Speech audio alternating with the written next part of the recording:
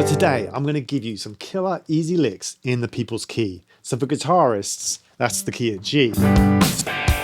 Such a fun key to play in, basically because you can use all the open strings.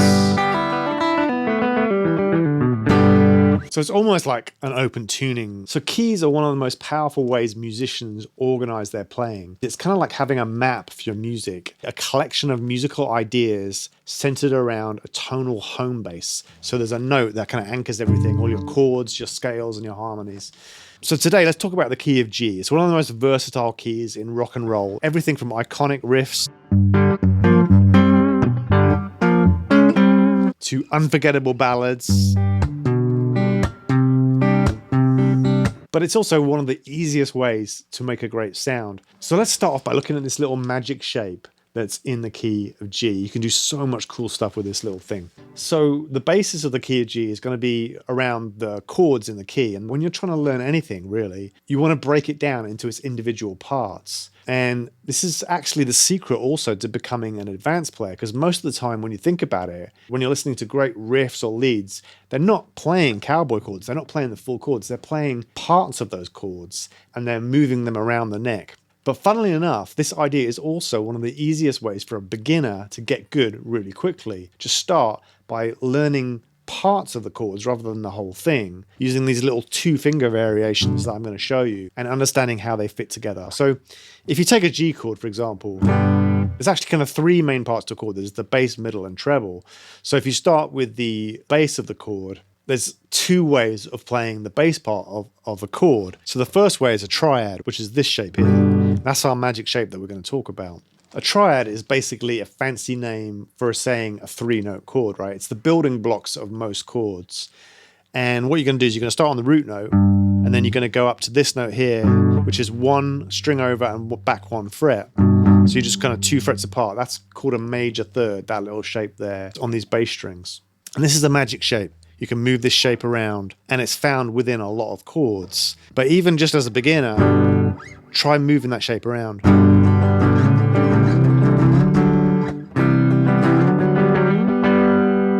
And it even works on the other strings as well. The meaning of the chord slightly changes when you go into the middle area of the guitar, but still, it's a great sound. You know, like the brown-eyed girl sound. That kind of thing. And then it works on the high strings up here as well.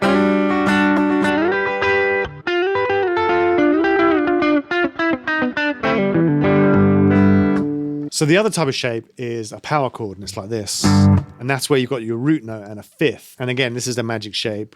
You can slide this one around. This is at the center of so many great riffs.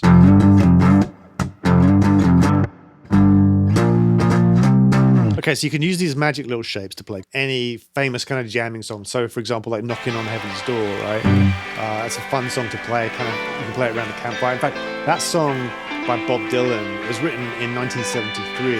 It was actually written for the movie Pat Garrett and Billy the Kid, right? And the scene is the sheriff's on his deathbed and he's saying goodbye to his wife. And, you know, Bob Dylan captured that moment in an amazing way with these basic chords from the key of G, G, D, and C, and A minor. And that little chord progression is one of the backbones to kind of rock and roll music.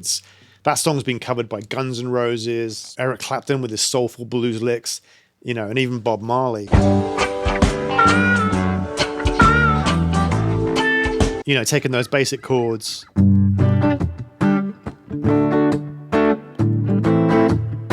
know, and giving it the reggae kind of sound by accenting on the backbeats. But you can play that song with these basic shapes. It's getting dark to see. Feels like I'm knocking on heaven's door. So you see how easy that is. Anyone could play that with a little bit of practice, even a beginner. But it still has a cool sound because it kind of takes that little idea, this little kind of meme of this shape, and you're sliding it around to kind of create a riff.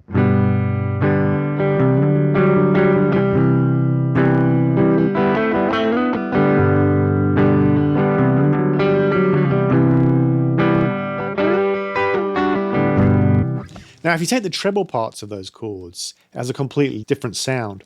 One of the coolest things you can do when playing with other people is to kind of separate things out between the bass and the treble. You know, so you'd have one guy doing the power chords or these chords down here. And then you have the other guy playing up here. And it creates this awesome sound where it kind of spreads out the range of the instrument and separates things out. And a lot of lead guitar playing is based around these treble sounding parts of the chords. For instance, a lot of times when I'm playing lead guitar, I use these little treble shapes like this. So in the key of G, here's your G chord, it's one finger, really easy. And then your D chord is right here. And then the C chord would be right here. One finger again, or the A minor would be this shape. And you can start to kind of play around with those shapes.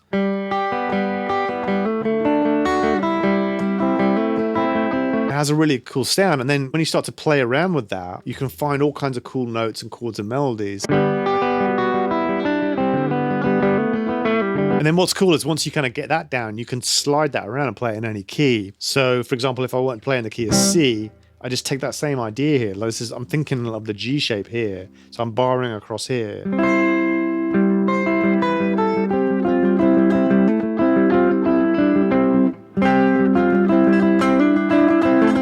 Or the key of D.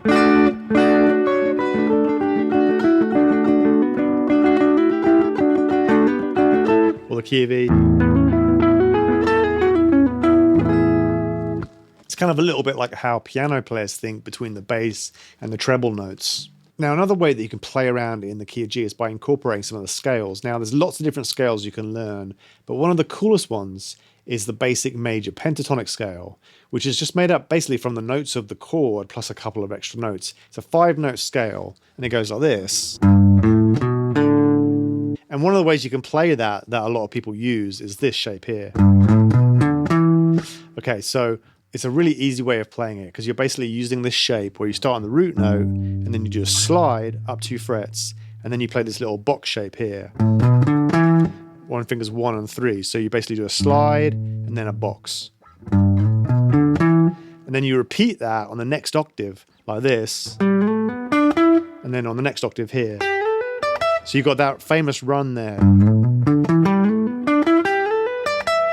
And that works because the way the guitar is laid out is you have sets of strings. You have strings 6 and 5, which is 1 octave. And then strings 4 and 3 as the next octave, and it starts up here.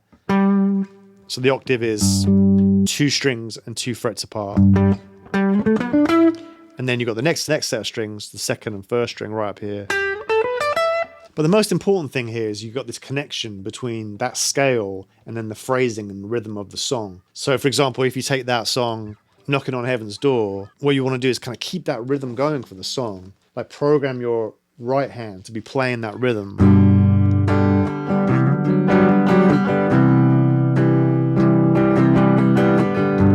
Knock, knock, knocking on heaven's door. Knock, knock, knocking on heaven's door. And then you put that scale and keep the rhythm going.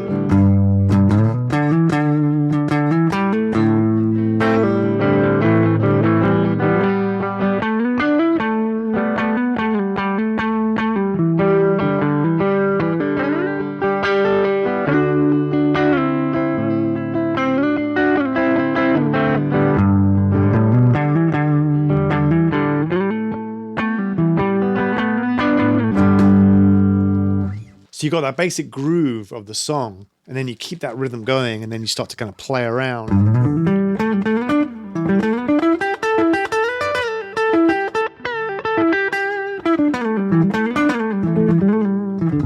With that scale. Now, don't worry if it doesn't sound perfect at first. Rock and roll is all about feel, right? It's not perfection. But the more you practice it, things will really start to come together. All right, so I hope this was helpful. And, just take a few minutes every day this week and get in the key of G and just kind of play around with some of these shapes.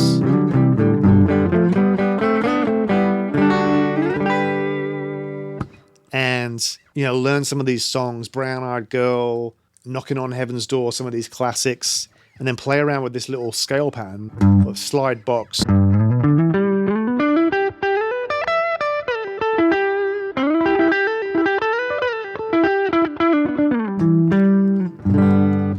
hope this was helpful.